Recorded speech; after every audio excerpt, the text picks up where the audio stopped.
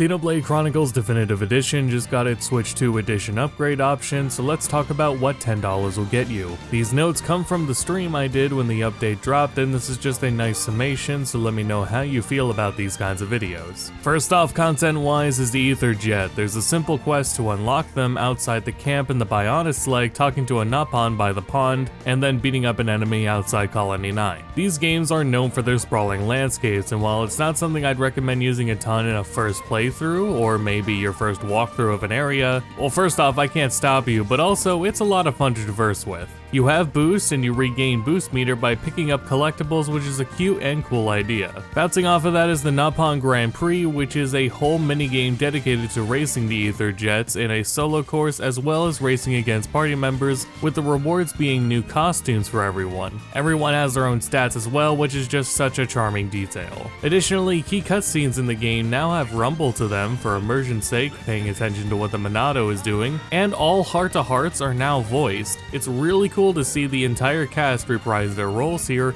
especially with how long it's been since we've last heard some characters speak. I imagine if you're playing for the first time, this will be nice to hear, and it is encouraging for me to go back and listen to more heart-to-hearts. Ricky, no! Know what strings are? You do? Well, what are they? The power of ether. I see. And what else?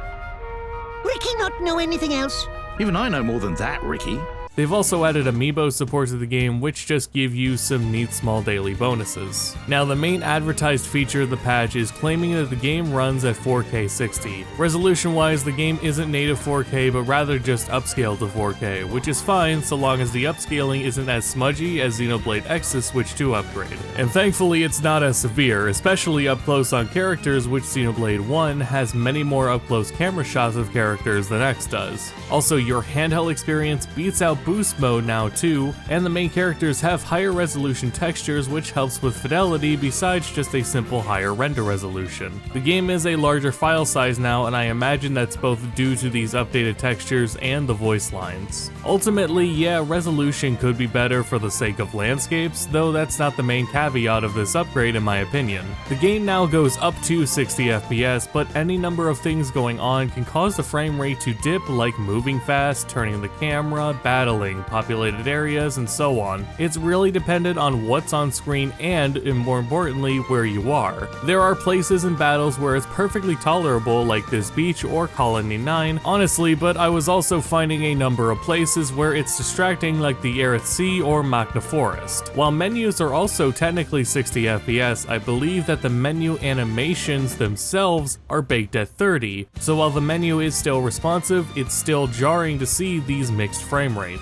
If they release a patch to address the frame rate, however, I'll be back with another video, though I wouldn't expect a fix to the menus, I fear, but I'd love to be wrong on that. Otherwise, if you're curious, after having bought the upgrade, you can disable it by first uninstalling the game, and then going to the eShop listing of the upgrade and hitting plus or minus 5 times to blacklist the upgrade pack. Reinstall the game and it won't force the upgrade pack. Overall, it kinda sucks to be charged for this, though they did try to make it more worth it than the Xenoblade X upgrade. The Ether Jet's a really cool feature, and so are voiced heart-to-hearts. Those are great things. The resolution is whatever to me, but these frame rate issues have me hesitant to continue playing the post-game due to how distracting they can be in certain places, and they're making me hesitant to recommend for playing through the game for the first time players. But ultimately, that's your decision, and I hope my footage here helped you determine what you want to do in the event that it's worth the trade-off, or literally not a big deal to you. Or at least if you're playing docked. If you're playing undocked, it's easier to recommend because it's not as severe, though it is still there. Be sure to leave a comment with your thoughts about the price and performance and expectations with the updates coming for Xenoblade 2 and 3. Let me hear some feedback on this video as well, like would this have been a video you'd have watched instead of the day 1 stream, or is it okay to basically stream the research and have this shorter form video to surmise the findings? Putting this video together, honestly, it felt more natural to do, so I wouldn't mind doing these videos instead of the live streams going forward if it's for that same amount of content or information that could be found. So yeah, I'll try to be back with videos on more game updates, especially closer to when they drop, though I may cover some retroactively here, and until next time, thank you guys for the continued support, and bye for now.